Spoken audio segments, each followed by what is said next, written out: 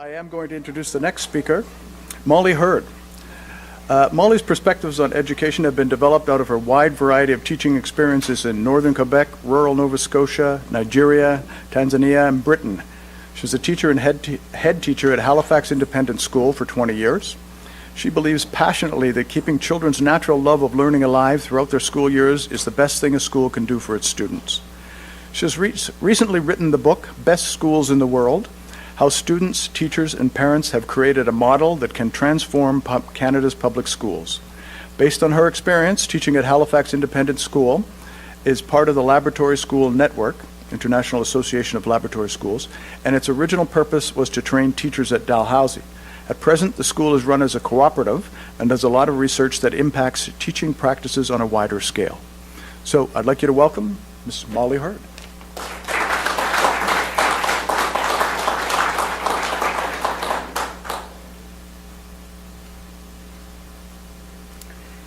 Okay, thank you so much for inviting me. It's a real pleasure to be here. And I was really excited to hear about what's going on in Sackville. In fact, when I ran a chance meeting with Agnes back in the fall when I was just finishing up my book, and I heard all about the initiatives that are happening here. And I've actually included it just in the very last page, I think, of my book as something that's really hopeful about education in Canada. I would just like to fill in a little bit about my background and the background of the school, just so you know where I'm coming from. But first, I'd just like to say it's great to be here because A, the weather is nicer, and B, if I was back in Halifax right now, I would be down at the legislature with all kinds of other teachers, really, really angry teachers, demonstrating against the budget that's just been, and I'm not sure if you're all aware of what's been happening with Nova Scotia teachers, but our present government has managed to provoke the first job action in the history of the Nova Scotia Teachers Union and legislated a contract on them. And it was a contract that did not take into account what the teachers wanted at all. And for me, going through all of this, and of course I'm watching from the sidelines. I think I was a member of the union for a very brief time when I was substituting. But I was definitely an outsider, but I was keeping in touch with what the teachers were saying, and it just amazed me because I hadn't heard public school teachers expressing these kinds of feelings ever before in the history of my teaching career. And a lot of what they were saying were some of the things that I've pointed out in my book, that I've grown through my experience in other places, teaching in other places. I've grown to realize are just the absolute worst ways to treat teachers. What I have learned through teaching at a cooperative school over the years, and I should say Dalhousie, it used to be, when I started there, it was called Dalhousie University School. The name before that, before I got there, was the Dalhousie Experimental School, which is a little bit scary. But that's where it came from. It came from the 1970s when education was in ferment and there was all kinds of new ideas and let's overthrow the old system. And little schools like that school popped up all over the place. Now, a lot of them have disappeared. I know there are some in the States. There's the school in Toronto at Boise. I'm sure some of you have heard about it. That's also a lab school. It still exists. It also came out of the same kind of background. But our school persisted because we had a very, very dedicated group of parents. When Dalhousie decided to get out of the educating teachers business, the parents got together and formed a cooperative. And that's how we managed to survive over all these years. And at the same time, we were able to keep alive this kind of experiential education that it just got a kind of a start in the 70s, and then there was a backlash.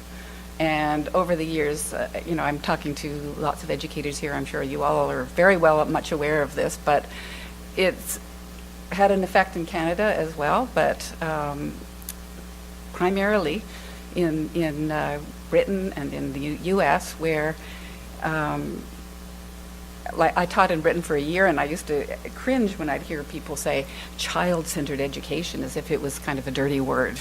It was, it's fuzzy, it's wishy-washy, what we need here is we need standards. We need to have children all learning the same thing at the same time, because if we don't give every child the same education, we are going to be unfair to some of those children who have less advantages.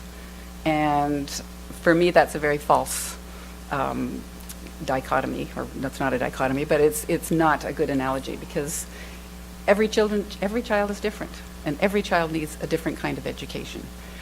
Now, there are lots of similarities. Children do learn very well through hands-on activities, through experiential learning. So those are the things that I think are true about education. And those are the things that at Dalhousie Cooperative School, as it used to be called, it's now called Halifax Independent School. Just a slight correction in my introduction. We had to stop being a cooperative about 10 years ago, because at the time there was a rule that said you can't be a cooperative in Nova Scotia and still get charitable status. So we're no longer a cooperative, but it's still run as a cooperative. And so that's what, we've kept a kind of a learning alive at that school over these years as we've managed to grow and involve parents over the years. So basically, what is Halifax Independent School? It's a place, we call the philosophy of teaching there is called theme studies. And you take an organizing principle, and we have themes that go through the whole school for a whole year. So an example would be oceans. And each class, each group of children, through the years, study all kinds of different aspects of the ocean. And of course, we have the ocean on the doorstep, so it's a very logical thing. We can use authentic learning situations all the time. We can have lots of field trips. We have lots of people that we can bring into the classroom. So basically, all of the learning is integrated into the study of those themes. So we do integrate literacy, social studies, health, and science. All the core subjects are integrated. And so the children are basically doing projects, and they're learning together on themes and they have a fair amount of input into what they learn. So that's kind of what Halifax Independent School is all about in a nutshell. But I think for the purposes of what you people are trying to do, I think one of the things I've learned is that there's many, many varieties of what I would call progressive schools. And they're all over the world. There's tons of examples. And theme studies is one way of doing it. There are many others. And I know you're very interested here in forest schools and outdoor learning, environmental education.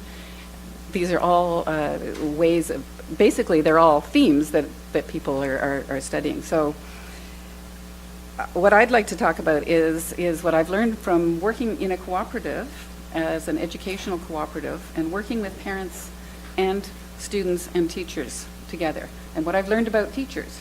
And basically what I've learned about teachers, the most important thing, and I learned this as we went along, just kind of by seeing how the teachers at Halifax Independent School could work together, and then seeing things that were happening in the world outside as well. What teachers need is they need to feel listened to. They need to feel autonomy over what they are teaching and what they are learning, or what they are teaching, and decisions that affect their role in the classroom. And at Halifax Independent, of course, the whole we did not have a provincial curriculum, so everything was done by the teachers and input from the parents as well. So autonomy over decision making. We had, I should say that we had a board of directors. When we started, there was 7 members. 4 of them were parents, 3 were teachers. And all of the decision making was made by that group. And we made decisions on salaries because it was a private school. Unfortunately, we had limitations. And consistently for many, many years, the teachers voted to have no salary increases just because we couldn't afford it. We were trying to build a building and all that kind of stuff. So, when I hear in Nova Scotia that I hear people saying, oh, teachers are greedy, all they care about is money and salaries, and that is so not the issue in Nova Scotia right now. The teachers of course they're angry about a government that has to balance a budget and can't even give the teachers a cost of living. Now, a cost of living increase, I think, is important. It shows, and that leads me to the second part. The second really important thing for teachers is respect and trust. And when you treat teachers the way they've been treated, then that shows a lack of respect. I think it's pretty simple. And it also shows a lack of trust. I think as schools get more and more, I think our two previous speakers have alluded to some of the barriers that happen in public schools, more levels of government. It seems sometimes that it's taking away the autonomy of the teachers and taking away the feeling that they're trusted. Things like standardized exams. Teachers can't assess children themselves. I can't tell you how many times I've known teachers that have, given an in-depth sort of anecdotal report about a child, and then the child gets taken and tested, and it comes back and, well, it's exactly the same, So why do we need to go to that extent? So respect and trust is the second really important thing. And the third really important thing is time for collaboration.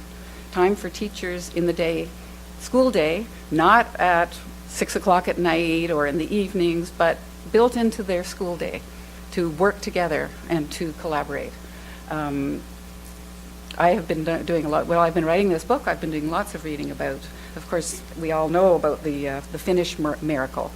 I started to become aware of that around 2003. I'd spent a year in Britain, and I actually taught in the schools there, and that was at the absolute height of standardized testing. They were testing children at age 7, and then I had the children that didn't pass the reading aspect, so I was tutoring them in these would be 8-year-olds who were already feeling like they were failures because they hadn't passed the test that they had to have at the age of 7. But at the same time, I started to hear about, well, what's going on in Finland? And in Finland, for some reason, and people couldn't quite understand why, they were scoring highest on all of the international tests, the PISA tests and the other ones as well. And so I started looking into it, and I found that there was an incredible number of parallels with Halifax Independent School as we were at that time. We were just expanding to have grade 9. And the basic Finnish school, their comprehensive school, is grade 1 to grade 9. They believe in having all those children together mostly in one building. They work together, and every child has to attend up until grade 9. So I started learning about what it was with Finland and putting it together. And there is, I think what Finland has is a dream for many of us educators. And it seems to me that there are people here that are in power in the education system that are interested in creating that kind of a model. And I find that really, really, really encouraging.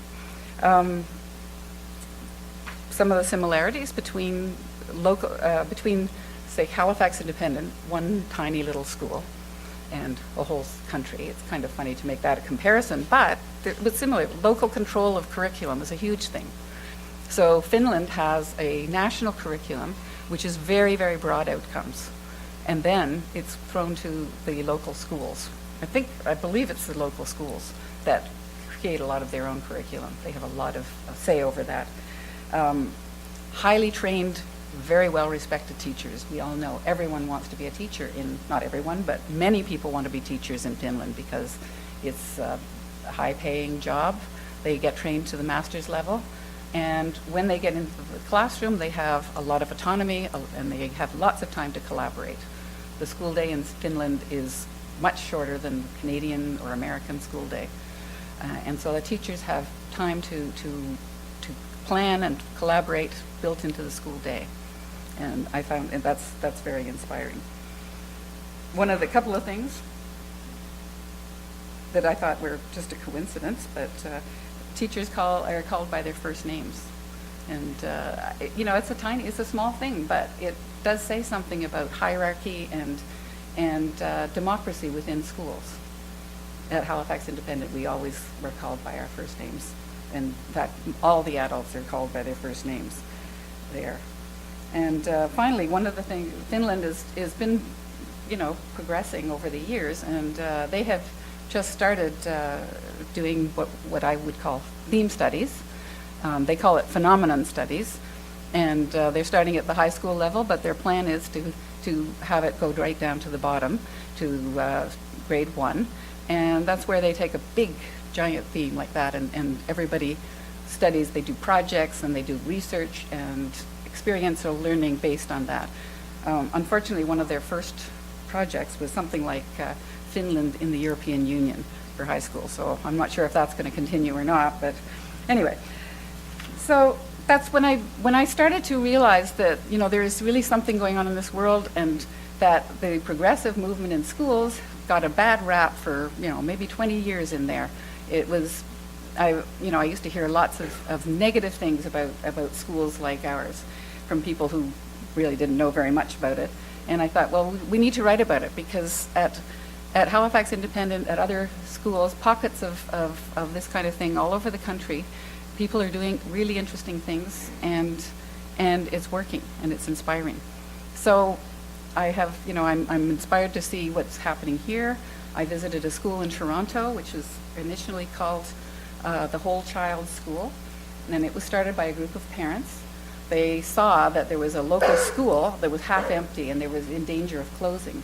So they came together, and I think some of them had a Waldorf background, and they created a school, which Toronto School Board is big enough that they can have alternatives within the school system. So and things like that are happening all over the country. And I look around and I see Sackville has pretty much everything you need. You've got the university here, and you have lots of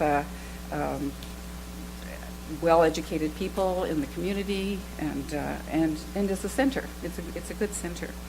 And so I'm just thinking of the issues that I talk about that are important, and you did allude to one, and I believe that there is a new school in the offing here. Is that right? That you're hoping that maybe at some point you'll get a new school, and I think in Nova Scotia we've been losing so many rural schools. That's one of the problems. But and what we've been finding when the schools are gone, I don't know if the same thing is happening in rural New Brunswick, but that people don't want to move to those communities. You know, who wants to move to a community where their kids are going to be bused for an hour a day?